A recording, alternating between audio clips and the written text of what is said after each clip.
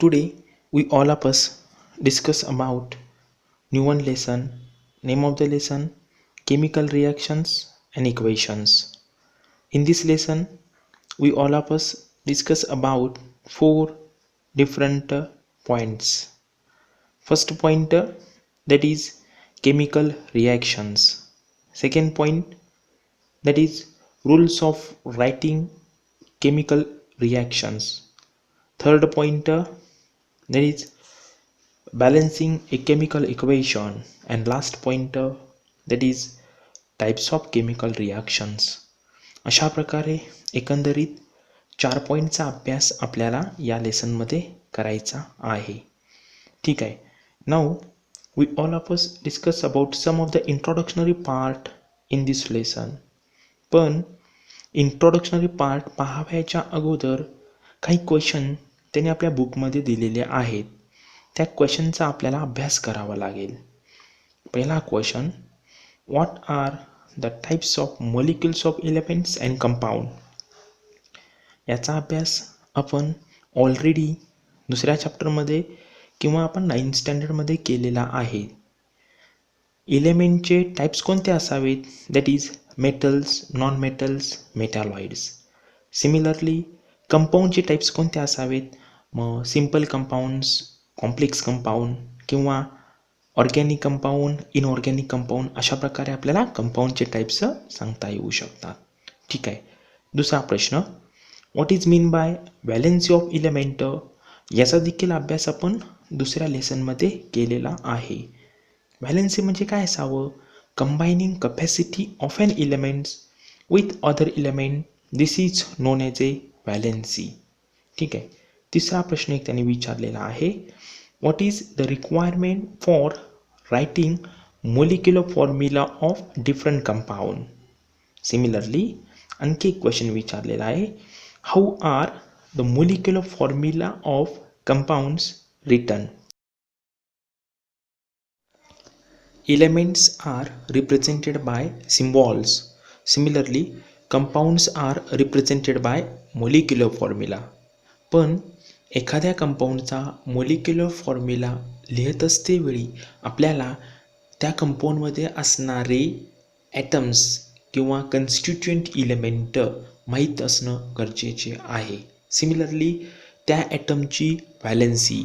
अशा प्रकारे दोन घटक, नंबर 1 एक म्हणजे number of atoms which are present in that particular compound, and number second valency of that particular atoms which are present in that particular compound. अशा दोन घटकांची आवश्यकता आपल्याला एखाद्या कंपाऊंडचा मोलिक्युलर फॉर्म्युला लिहित असतेवेळी माहीत असणं गरजेचं आहे. Similarly how the molecular formula of any one compound that will be written, त्यासाठी आपण एक एक्झाम्पल पाहूया. ही फॉर एक्झाम्पल वॉटर मॉलिक्यूल. पाण्याचा मोलिक्युलर फॉर्म्युला नेमकं कसं लिहायचं? यासाठी पाण्यामध्ये कोणत्या प्रकारचे ॲटम्स आहेत हे आपल्याला माहीत असणं गरजेचं आहे. पाण्यामध्ये 2 प्रकारचे ॲटम्स आपल्याला पाहाव्यास मिळतात. एक म्हणजे हायड्रोजन, दुसरं म्हणजे oxygen. So first of all we all of us return the number of atoms which are present in that particular water molecules one, that is hydrogen and oxygen. Now we all of us written the valency below that particular atom. After that cross multiplied that particular valency, as a result molecular formula of water that will be happens here now. अशा प्रकारे वेगवेगळ्या कंपाऊंडचा molecular formula आपल्याला लिहिता येऊ शकतो. ठीक आहे. अशा प्रकारे 3 प्रश्न त्यांनी आपल्या बुकमध्ये विचारलेले होते. ठीक आहे. त्यानंतर काही लाईन्स त्यांनी विचारलेले आहेत. 2-3 लाईन्स आहेत, त्याचा आपल्याला अभ्यास करावा लागेल. हे सांगत असतेवेळी प्रत्येक वेळेला कंपाऊंड असा शब्द आलेला आहे. मग नेमकं कंपाऊंड म्हणजे काय? त्याची डेफिनेशन आपल्याला पाहाव्यास मिळते: 2 or more different atoms of an element react with each other in a fixed proportion to form compound. अशा प्रकारे आपल्याला कंपाऊंडची डेफिनेशन करता येऊ शकते. So most of the atoms which are present in the nature are unstable here now. So that atoms may be donate, accept or share the electrons here now. and acquire a stable state. During this process, they form specific kinds of chemical bond in between them. As a result, specific kinds of compound that will be happens. अशा प्रकारे introductory part आपल्याला या chapter मधला पाहाव्यास मिळू शकतो. Now we all of us discuss about first pointer. Name of the pointer chemical reaction. 18th and 19th century scientists carried out some fundamental experiment on chemical reaction, and they experimentally proved that during the chemical reaction composition of matter are changes and that changes are permanent. This is known as a chemical change. On the other hand, during the physical change only state of matter changes and that changes are temporary, म्हणजेच तात्पुरते बदल. यानंतर त्यांनी आपल्या बुकमध्ये एक chart दिलेला आहे. त्या चार्टमध्ये वेगवेगळ्या प्रकारचे एक्झाम्पल्स आपल्याला पाहाव्यास मिळतील. त्या एक्झाम्पलचं वर्गीकरण फिजिकल चेंज आणि केमिकल चेंज याच्यामध्ये आपल्याला करावायचं आहे.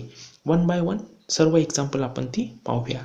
पहिलं example, transformation of ice into water, that will be physical change. असं का?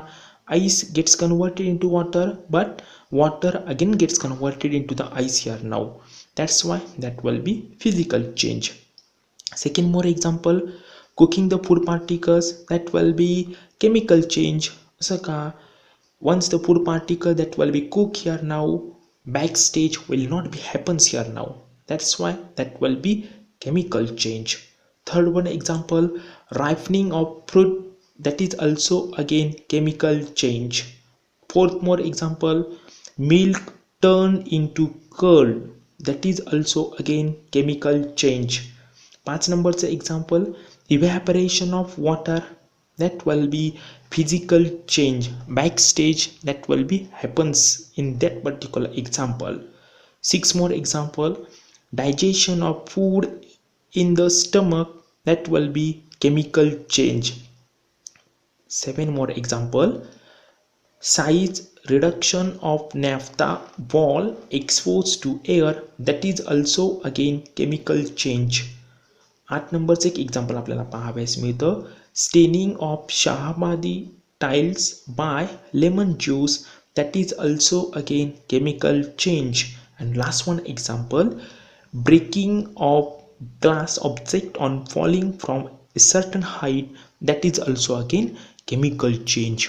अशा प्रकारे सगळ्या एक्झाम्पलचं आपल्याला वर्गीकरण फिजिकल आणि केमिकल चेंज यांच्यामध्ये करता येऊ शकतं.